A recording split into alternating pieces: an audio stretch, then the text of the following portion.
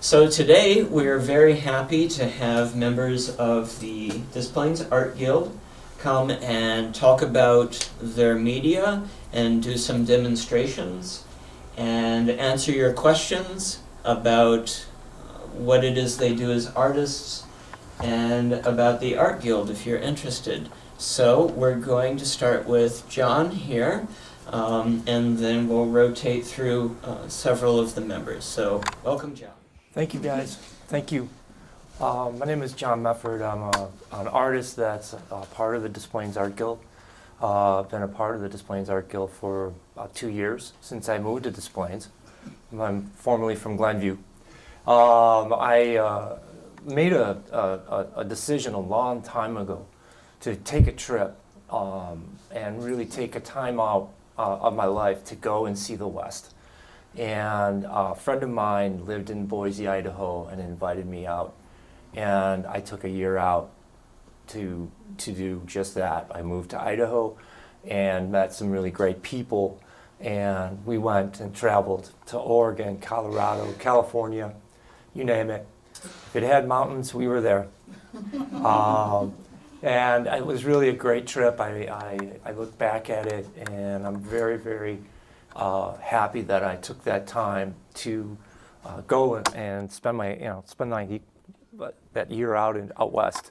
I really loved nature. I love sunsets. I love beautiful skies. And just before I came home, a couple friends of mine sat me down. They had a workshop, and they were doing toll paints. And so we sat down, and they said, "Come on over. Let's paint some crafts, and that way we'll have some fun before you go home." And I painted a couple of pieces of wood and did some stuff that I just pulled up out of my mind and used stencils or anything. And they were kind of surprised that I was able to paint a mountain with a log cabin and a skier on a little wooden heart. And so in their minds, they were going to send me home with a paint set. And the day I left for Chicago, come back to Glenview, they did just that. They gave me about 10 colors of folk art paint and a bunch of brushes and some wood pieces. And I came home, and that weekend saw Dances with Wolves, and it cemented what I was going to paint. I was going to paint, imaginary landscapes with Indian themes on horseback. And so I've been doing that for quite some time, and I really enjoy painting from my memory. And don't lay them out, I just kind of paint them as they come out. And had some inspiration from former PBS artists on techniques, and I've kind of learned from them a little bit, but a lot of it just comes from my mind. And so I've really spent some time out west. Love the daytime, love the nighttime, sunrises, sunsets, powerful skies, powerful landscapes. That's what I love to paint. And I just really can't get over the gift that God gave me.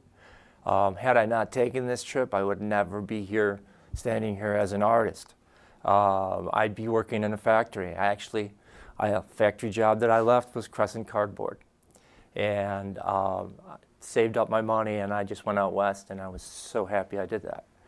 But I just want to share my art with the world, and I know that it's an ability to speak to folks in many different ways. And just really, it speaks to me because as I paint, I can't get over the images that come out. There's hidden faces and hidden images of animals and different things like that just accidentally come out as I paint.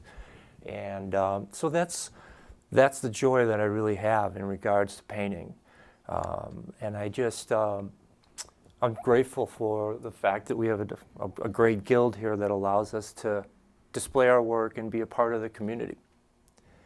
So I'm basically open to questions. And would you like to show them your Sure, paintings over there? sure. Here's a picture I called the Maiden, and it gives you a sample of the powerful skies that I like to have in regards to the movement and the landscape.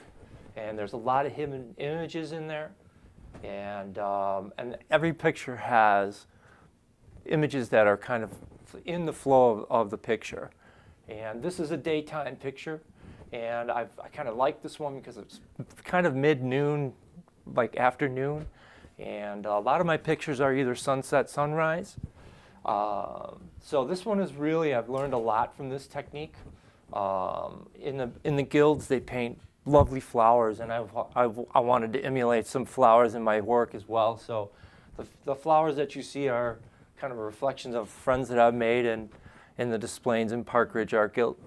And that's just something that I've got as a takeaway of being a part of the guild. And this picture is called The Maiden. Now this picture here is a nighttime picture. And how I did this is I laid it out in black paint first, and then I painted over the black paint. And this picture is called His Domain, Her Destiny. And it starts out with two rivers that pour into one. And it has a maiden on one side, and it has a warrior on the other side, kind of begging her to come over. She's got the flowers in her hand that he sent her, and she is in the thought process of whether she's going to cross or not. I'd say she probably did, but I love this picture because when you work on black, colors seem to really pop, and it just really it moved me. I visited some friends in Oregon, and this is the picture that I painted when I came back from Oregon, and I was taken by how green and how lovely Oregon is along the coast, and it's just one of the many places I had the chance to visit when I was out west. And this is basically the signature of my work. I love painting landscapes, vast landscapes, and sometimes images come up. Sometimes I'll throw images on horseback. Other times they're just landscapes with some real powerful skies. But what I really want is to just go for a really strong flow and a really powerful, grabbing image that makes people go, And so the two good examples of that kind of work. They take about 3 to 6 months to really complete. And when you get satisfied with your work, you actually get a chance to sign it and go, I'm done. But it's been great being able to paint these images because I really look back and go, I thank God for the people I met out west, the things that I saw out west, the experiences that I had out west. And I hope to have more experiences out west. I'm not done. But I love, basically my only experience I have right now is just going in my studio and painting landscapes. And hopefully to be able to get out there again and visit some old friends and maybe see some, have an exhibit in a gallery out west. So that's basically the story behind these pictures. And if anybody has questions or has any thoughts. Are those oils? These are acrylic paints. That's acrylic paints. And I kind of use them with a medium, especially this one because it's got a little bit more thicker texture. And but I just I've been influenced by the guild. They've showed me the matte finishes and how to glaze, how to mix glazing. I've also had taken some lessons from a friend of mine, Linda Nye, in regards to some new techniques and trying to learn how to. As artists, I think we're all trying to turn a corner on different new techniques and have a little bit more creative ideas. Hi. I just wanted to mention, the public library gets a magazine called Southwest Art. Mm-hmm. I just wondered if you had ever... Southwest Art was a magazine that was given to me a long time ago. Well, I was taking lessons from somebody about 25 years ago. Okay, so you are familiar with Yeah, I've actually painted some pictures from Henry Adams, and he's a Southwest painter. And the artist that really moved me in regards to The style of work, Bev Doolittle. Bev Doolittle was an incredible artist, very articulate, hides all sorts of images in her work. She's fabulous, and every time I look at her work, I see that's the direction I really want to go with my work, is to be able to have something hidden in those pictures for people to see. And there's things in these pictures that people see that I don't see, and that's the really unique thing about these pictures. Yes? Also, some of your work reminds me a little bit of like they call it the Hudson River School. Mm-hmm. And I wonder if anybody else saw them. You know, I've heard that. I've heard that before, and I've also, I love Albert Bierstadt and the guys that, like Frederick Church, those guys that went out in the 1860s on horseback and painted Yellowstone and the High Sierras, and you know, what kind of courage it took to do that. Albert Bierstadt is my favorite, one of my favorite guys. He's phenomenal with powerful skies and beautiful landscapes and great animal images, and just very moving, very moving. Anybody else? So, but it's you know what, I think that as an artist, you've got to keep looking at different works, old, new. For me, it's Western artists. Frederick Remington's another great guy. I've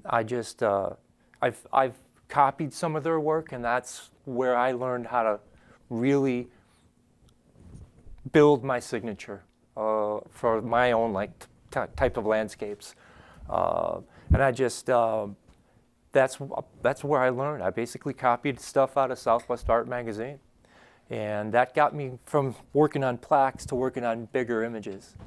And I think when you work bigger, it makes you bolder and challenges you. Thank you so much.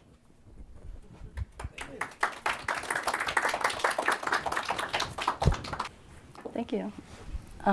My name is Bonnie Reese, and I have lived in Des Plaines for 44 years now.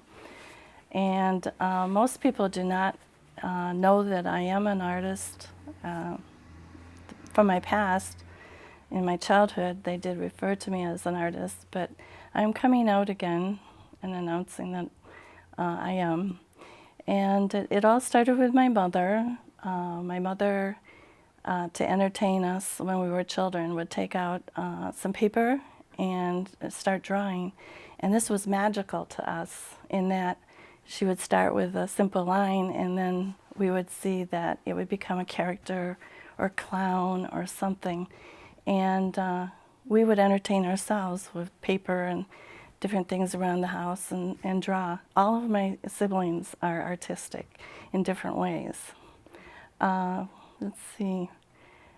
I did get the notice of my parents first when they gave me a paint by number set, and I started painting. And my mother said, "Look at what she's doing. She's not just painting; she's painting like an artist." I wasn't staying in the lines, and I was caking on the paint. So my mother was the first one to notice that I like to do art. And I entered into a contest in 8th grade in illustration, and I did this book, and it wasn't to my satisfaction. And so I actually threw it in the garbage. And my mother dug it out of the garbage and entered it in the contest, and then I won. So in high school, I did take art as an elective, and I decided at some point it was too easy for me. The teacher was not really giving me any instruction. She was instructing the rest, but for me, she just sort of walked around me, and I didn't feel like I was learning anything. So I quit the class because I wanted to do better in my other classes. And when I quit, she said, "I have one genius in my classes, and she's quitting." And I'm like, "Really? you know. I'm like, what, you know. So anyway, I was not encouraged to be an artist by my father exactly, and I decided to try to better myself in different skills, you know, to earn a living and have a career elsewhere in other subjects. So I left art for a long time. I've, you know, married, had children, I was busy. So I decided to take an art class with Rhonda Popko, and I decided to try portrait art, which of all the art that I do is my favorite. And so in that class I started this painting over here.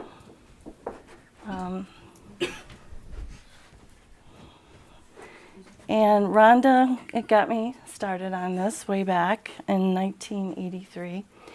And I painted it, and afterwards, I wasn't quite satisfied with it, but I gave it to a neighbor, and she didn't think it really related to herself and her daughter too much, so she kind of gave it back to me. And I was kind of a little taken back by that.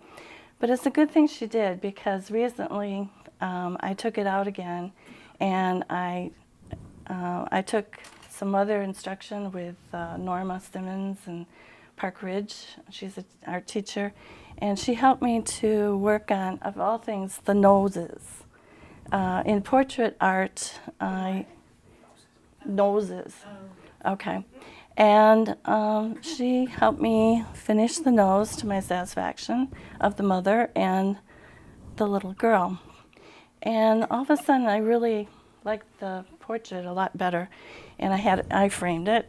And this is probably the piece that I'm most proud of. I had a cancer scare, and there was a time in my life, around this time, when I was doing a lot of art because I was thinking about the finality of life and how you want to leave something for all of, as your legacy.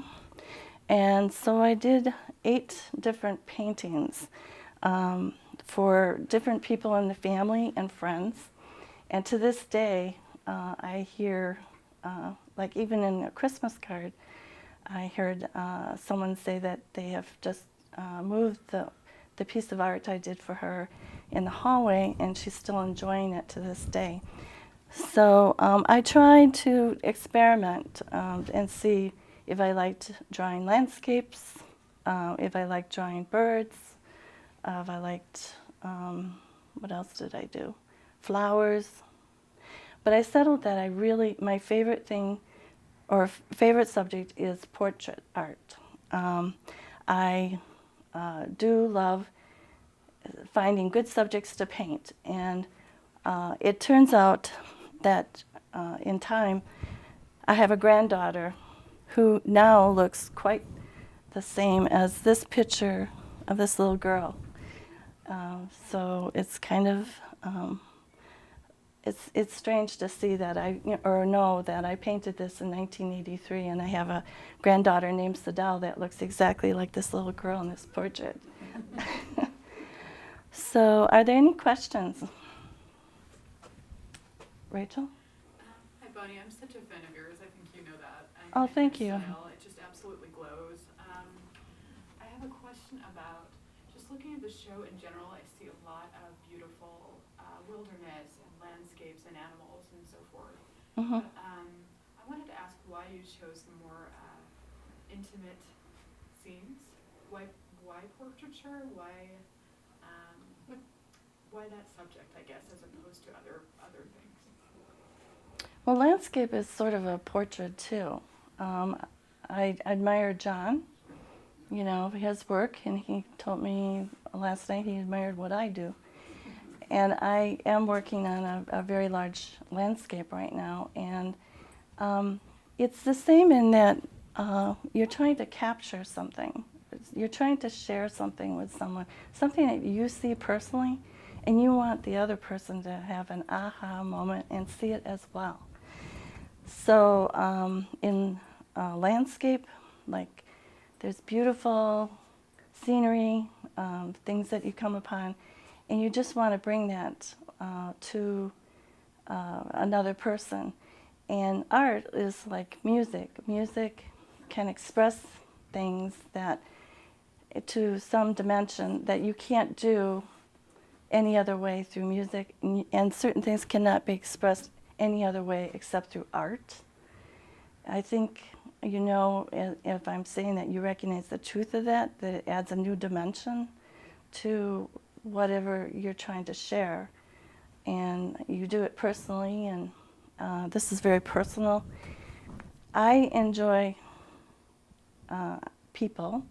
I'm a very social person, and I can look at each one of you and in my life, and there's something special about everyone I meet, and sometimes I'm just taken by a moment and an expression, and I want to document that by painting it. So this is to kind of show, it's sort of stereotypical, or this is a common thing that happens between a mother and daughter. When they're a certain age, they sort of stay close to you, and they're your little, well, there's a special relationship, mother-daughter relationship. And I saw this, and I mean, I tried to portray this, and that's what this picture is about. Marianne? Yeah. Did you have models in mind, or people in mind when you were just creating this art? Initially, there was a ad in a magazine, and it showed this for GE, Bring Good Things to Light. And I saw it, and I thought there's something very special about this image. So I was painting from that. Okay. Philip? Can you tell us about painting with oils and what that means for your art? Well, because I don't have a lot of experience with media, I did buy oils, traditional oils, and fortunately there's just a quality to the oils that to me was marvelous when I was working on it, you know, working with this. But later, when I tried some other paintings, someone talked me into water-based oils, and they're kind of like acrylics and kind of like oil. But the wonderful thing about them is they're easy cleanup and easy to manage, and now I favor working with that medium. But this is, yes, using the oils that, say, maybe the masters would use, and they do wonderful things that you don't know until you start working with them, and you're surprised. The second painting of the woman picking flowers in the garden, the same here. When I started working with the traditional oils, I was like, oh, look at that, how the bush came in so nicely, and that tree over there. And I was just pleased with working with oils. Okay, any other questions? I just want to tell you, I love the picture of the woman. I don't know if she's picking flowers, but you've got that picture really nailed. You know, you really hit it on the head. It's beautiful. It has a beautiful foreground. She's very soft. The portraiture has a softness too, but that picture is awesome. You did a great job on the landscape. Thank you. It's also portraying my favorite thing to do. Besides painting. So, anyone else? Thank you. Thank you, Bonnie.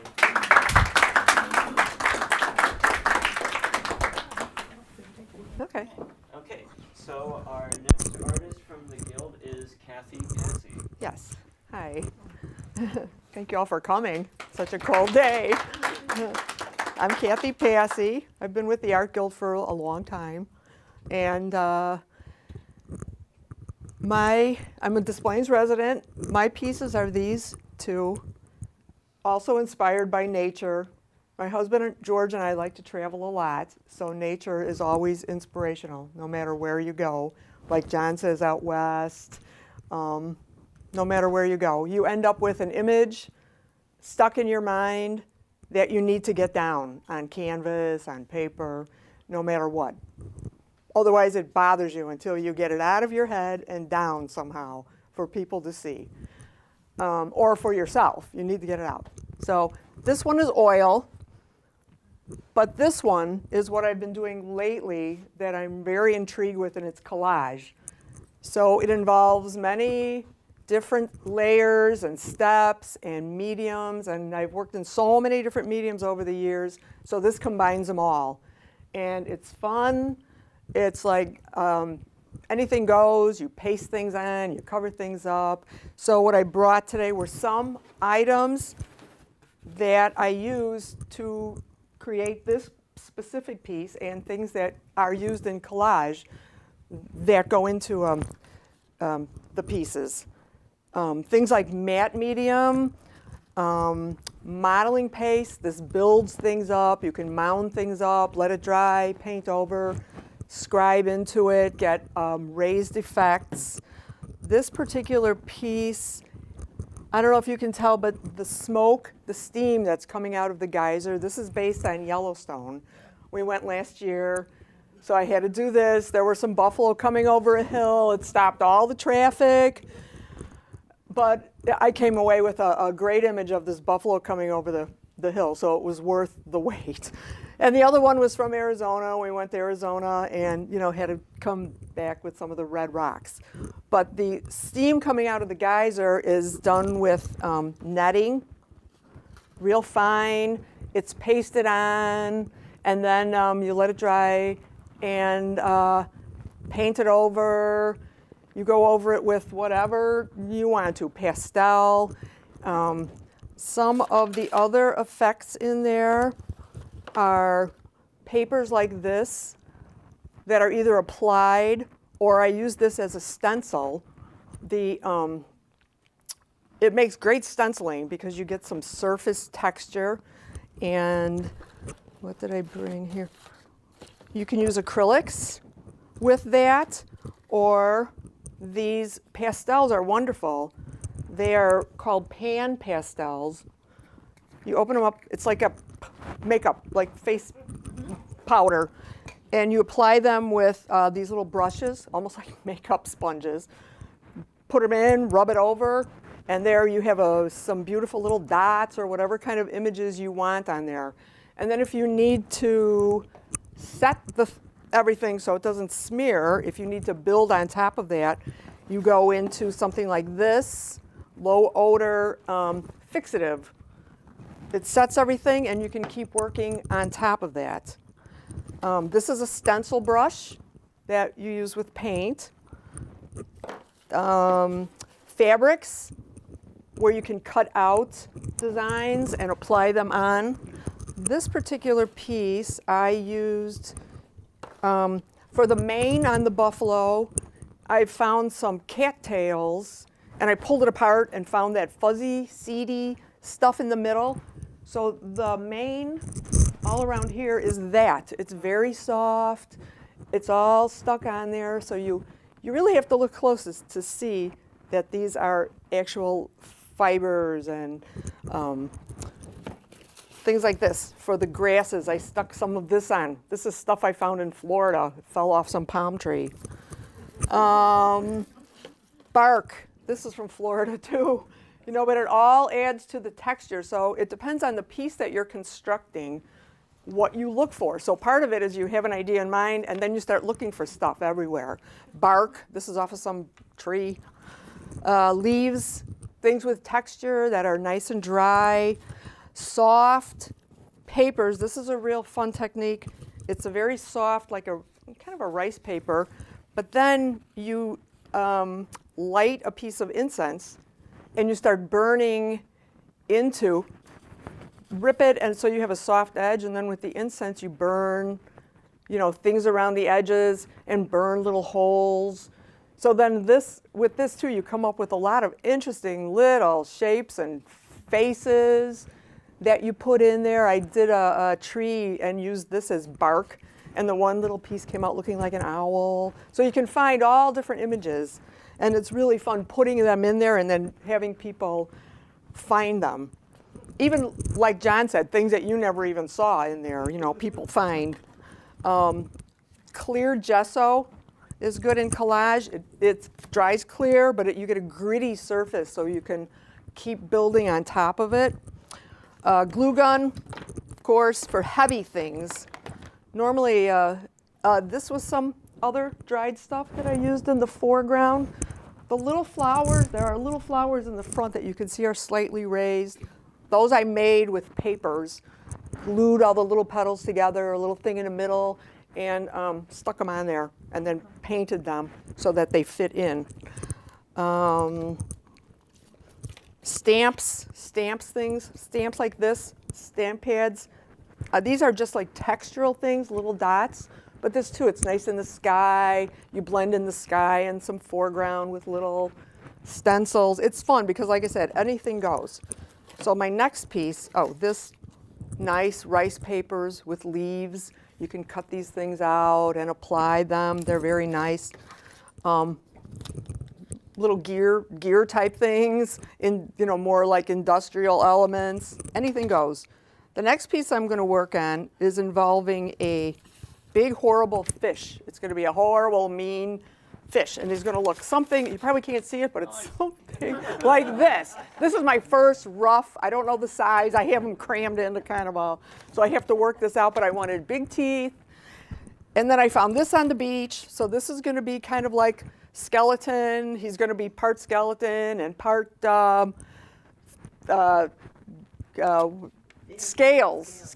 I'm trying to find something cool for scales now. I need something iridescent. I was just looking at the craft store at Sequence, and I'm thinking something like that might work. You know what? How about real scales? I don't know. That might get funky. Or intertwine the sequins with those the pieces of the if you go to like a rummage sale or a thrift shop, those necklaces made of that the real pearl, Yes. Like shell, like abalone? Yeah. That's what I need, is an effect like that. Mica, yes. Mm-hmm. Or that iridescent interference paint. Yes, yes. Mm-hmm. So this is going to be part of his rib cage. And then I was like thinking about teeth. I'm like, what can I do for teeth? So then just right now at Thanksgiving, I found something for teeth. Did I bring it? They were some bones that I found in the turkey, when we were cleaning, when we were cleaning the turkey carcass. And my sister-in-law always teases me because I love cleaning off the turkey carcass, but I'm vegetarian. I don't eat the turkey, but there's something very, That's why I only get used jewels. I love cleaning off the carcass. It's very, so I found these big bones.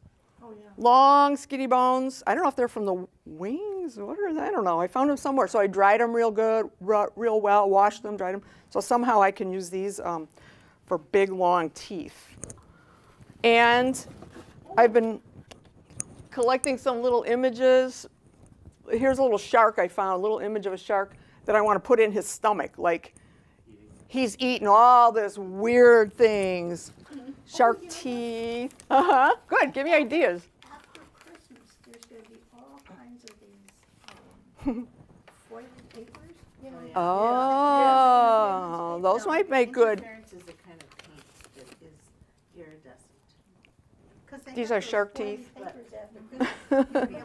Those are going to go in his stomach. And pastels also. I brought a pastel. This is used to make some of the shapes and colors in the grasses. So if you look closely, you'll see all these little things that don't show up too far from a distance, but it is a collage. Some people do very random collage. Mine usually end up looking like an image, but it's still, the image is collaged. I don't know if it's explaining it correctly, but I think that's about all. So I can't wait to get on to my big horrible fish. And Did you have a lot of formal art training? I took some classes at Oakton. I did not go to art school, but Oakton College, I had a lot of classes there, and they had some great teachers. So I had figure class and, you know, painting fundamentals and everything else. And I love your portraits. I put animals in almost all my pictures. But I'm working more on figures now, but they're very hard. What you do, Bonnie, the portraiture is just, to me, it's just torture. If somebody wants a portrait, I'm like, no. A portrait, I'm like, no. I have a question. I love the cougar. I went to university in Utah, and I did see a cougar in the wild once. And Wow. It is they are powerful. It is, and I was wondering if you ever saw one in the wild, or kind of why that animal? Because that is, I mean, it was our school mascot. We were just because they were around us. And so I was just curious as to why you chose that desert animal. Yeah. Well, we were in Arizona. We were staying there for a few months. And I'm a huge cat lover. I love cats. So any kind of cat. And it just looked like it would be a beautiful drawing to do besides the subject matter. But I've never seen one in the wild. I would love to. I love looking for things, you know, in the wild. I love going to Florida and looking for the, you know, all the animals in the wild, the alligators and the snakes and the birds. So those things are always so inspirational. Nature always is, you know, inspiring. And it just went so well with the rocks. I just thought it's, you know, really screamed Arizona. And I got to put a cat in there, so any kind of cats. I love cats. So any other questions, Bonnie? I love how your picture of the buffalo is so tactile, and it's using natural elements of the scenery and bringing it forward, the flowers being the closest point. I like that. I've done some art for people that are visually impaired. Oh. So seeing what kind of material you're using, so that they're able to feel the painting. Right. You know. But it adds another dimension. That would work, especially things like this modeling paste. You can really build this up and let it dry. I use it in tree barks or in stencils too. I have like kind of a metal stencil. You put this in there and then pull the stencil out. So now you have a raised image of maybe a flower or something, and then you paint it from there. It's a lot of fun. Can I see what? Sure. This is to get This things is a little thicker, right? Yes. It dries, does that one dry clear? I believe that dries clear. Or modeling paste or Gel? gel medium dries clear. This may dry white. All these acrylic mediums are just wonderful. You can mix them with paint. You can use them by themselves and work over them. They're so versatile and interactive with other acrylic paints and mediums, and you can just do so much with them. One class I had at Oakton, the instructor taught us a lot about the acrylic medium, so that class was just worth every minute because I learned so much from, It says you know. it's matte and opaque.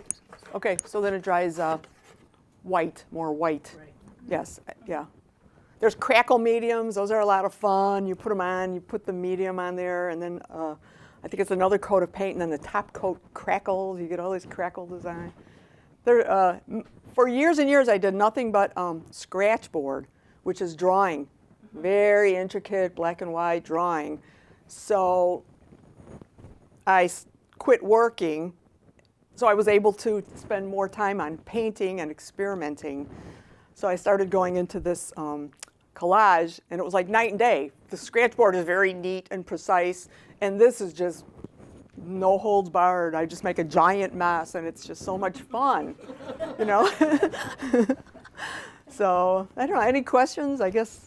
I just want to say, I thought you brought two different paintings, totally different from each other. One's very detailed and fiery, and the other one has a real soft, mystical. I love Yellowstone, by the way. Yeah. And what you did with the flowers in front of that buffalo and how you textured the buffalo kudos to you. You did a great job. Oh, You really did. thank you. Because coming from you, especially the Southwest landscape artist, I appreciate it. Yeah. I'm honored to be in the presence of everyone and of these amazing artists. I've lived in Des Plaines since 1976, raised my children here, taught for the Science and Arts Academy for 20 years, and for the Park District for 30 some years, okay? And I've been an artist since I was little. I think it's what we do. We can't help it. I think it's just kind of like I have to create things. I'm a very process-oriented artist. I like to figure out how different things work together, and I work in lots of different mediums.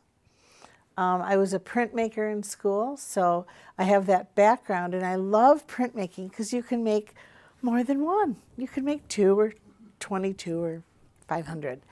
And I incorporate printmaking in a lot of the work I do. I do lots of different things, probably because I'm a little, I don't know, I just can't, I guess I get bored. And I like to try different things. And when I was first doing art shows, I was working in, it was called soft sculpture. And I would paint on and draw on fabric, and then I would stitch around it. And it's called trapunto, when you slit the back of something and you stuff it. So my paintings or drawings were fabric, but they were dimensional. And then, and I was afraid of color initially. I was just afraid of color. But as I got more into drawing and painting more, I lost that fear, and now I love color. I couldn't do stuff without color.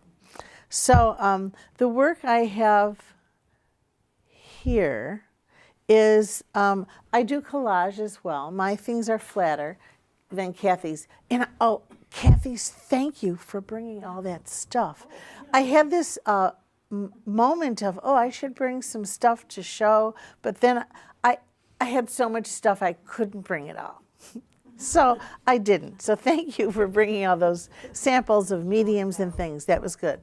But with the collage on the left, on your left, I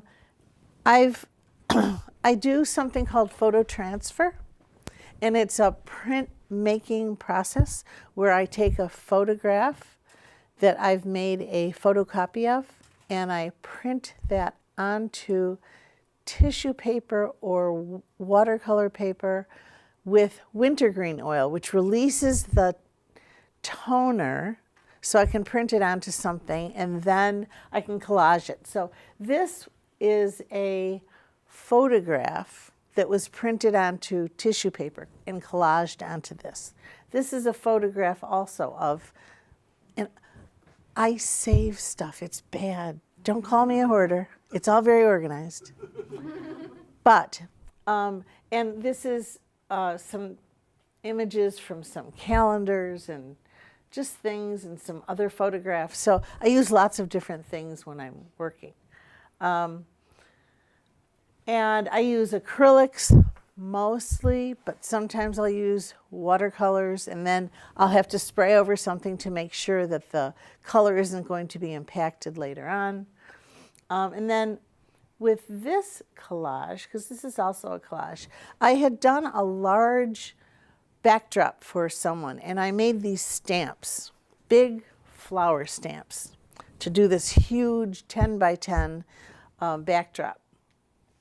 And this was several years ago, and I had these stamps, and I was trying to do a piece for the Oakton show, for the women's show. And I wanted, the theme this year was women in anger. And I thought, well, you know, anger, that's not a good thing. I don't like to get angry, because, so I wanted my piece to be nice, pretty. So I did flowers, but I embedded my angry words in this piece. So that was fun to do. And in working on that, I decided I really liked doing this thing with the flowers. So what I do is I take the stamps I make and I use foam paper. If you go to Michael's or someplace in the craft section, they have this weird, it's weird stuff. It's called foam paper. And you can cut it out. The kids, all kinds of stuff is the kids make with it. And I make 2 layers, I glue it together, and I make a stamp, and I put it onto something hard like a piece of masonite, and I ink it up with acrylic paint, and I stamp it onto tissue paper or whatever. And then that, once it dries, I collage onto canvas or whatever I'm doing. So with this, there's lots, if you come up and look, there's paste paper that I make and other pieces of rice paper and tissue paper and acrylics. And I don't know, it keeps me off the streets, okay? What can I tell you?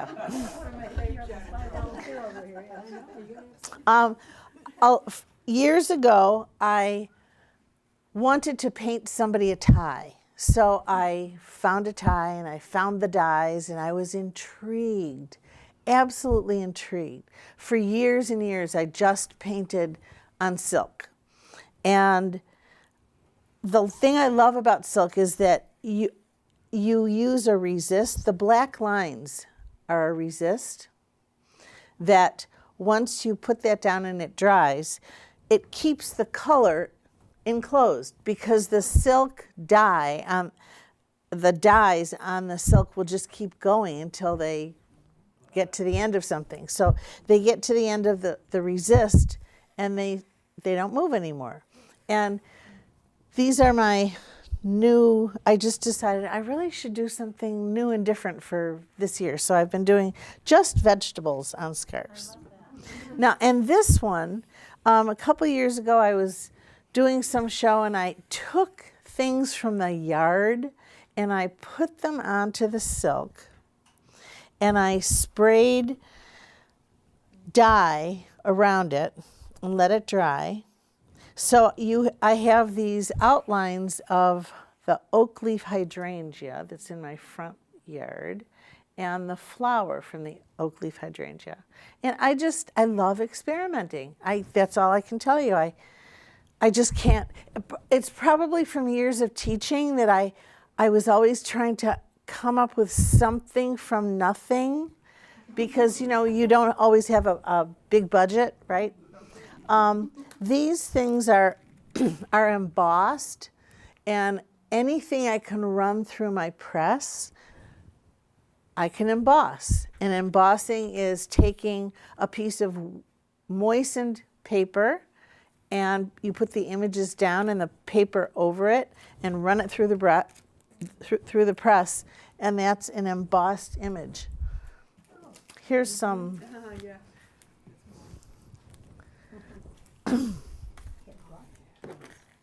The other thing I do, because I do lots of different things, it sounds like I'm schizophrenic, and I'm not. I'm really very sane, but I guess I like organized chaos. I guess that's what it is.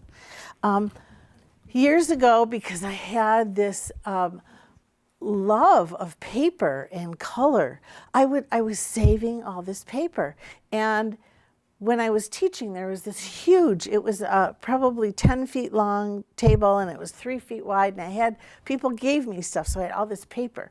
So I would take, and I made 10 foot long by 3 feet wide collages. Huge. Like, what the heck am I going to do with this? Well, I started to, and I would layer paint and glitter and thread and tissue paper and images, and I don't even know. Just crazy. Well, I cut them up and I make cards. And they're one of a kind. I was trying to compete with Hallmark. I don't know what to tell you. Okay. They've got a big factory. Right. And so each one of these is different. And most people that get my cards or buy my cards, frame them because they're one of a kind. And my nirvana is cutting up the collage, these big collages that I cut up into little pieces, and I glue them onto a card, and then I get to name them. I get to come up with what it is to me. That's just fun. That's what I do. And then because I do so many things, I can't help it. I make these funny little earrings. Someone had given me a spool of book binding wire, and it's stainless steel. And because I like sculpture, I'm really at my heart a three-dimensional artist, but I really just work in 2D. I'm just having fun making these little sculptures that hang off your ears. How we ornament ourselves is kind of interesting. So that's what I do. And do you have any questions? Yeah. How did you learn? You do all these different techniques. How did you learn all these different, did you take classes? Mostly experimentation. I'm big on experimenting. I did learn how to do the photo transfer from a Native American artist, Juana Quick-Tusi Smith, about 16 years ago. I took my high school students to Aurora University to learn from her. And it was, wow, I love doing the photo transfer. I do a lot of commissions for people for anniversaries or birthdays or whatever of old photographs, because the photographs are not impacted. You're making a copy and using the copy, a photocopy of a photograph. And I use that technique all the time in so many different ways because it really works. But I would venture to say that I've taken very few classes after college. I just experiment. And that's my joy is figuring out how things can go together, what works, what doesn't work. So like the silk painting, you just figured that out? Yeah, because I'm an artist and I like to draw, I figured the resist works, and you know, I'm not fearful of trying things and having things fail, because I feel that your failures, if you can make them work, it's a challenge, and I like that. I'm all about a challenge, right? I love that you're experimental. Yeah, I can't help it. It's just kind of what I do. That's what you are. Yeah. And I loved teaching. And I taught at the Science and Arts Academy, and it was wonderful because I had free reign of teaching the kids however, and it was great. But it's okay. I like being retired. Yeah. Yeah. It's the best. Yeah, it is. Any other questions? Rhonda, I just Yeah. love your art because it's joyful. You celebrate everything that's Well, different. I decided that I should probably do more joyful things. That's why I'm liking my flowers. They're a little dark, but I'm liking the flower thing because flowers make people happy, and you know, a lot of my work in the past has been way too thoughtful because even you might not think it, but I'm a very deep thinker. Most artists are. So that's about all. Thank you. Rhonda. Thank you.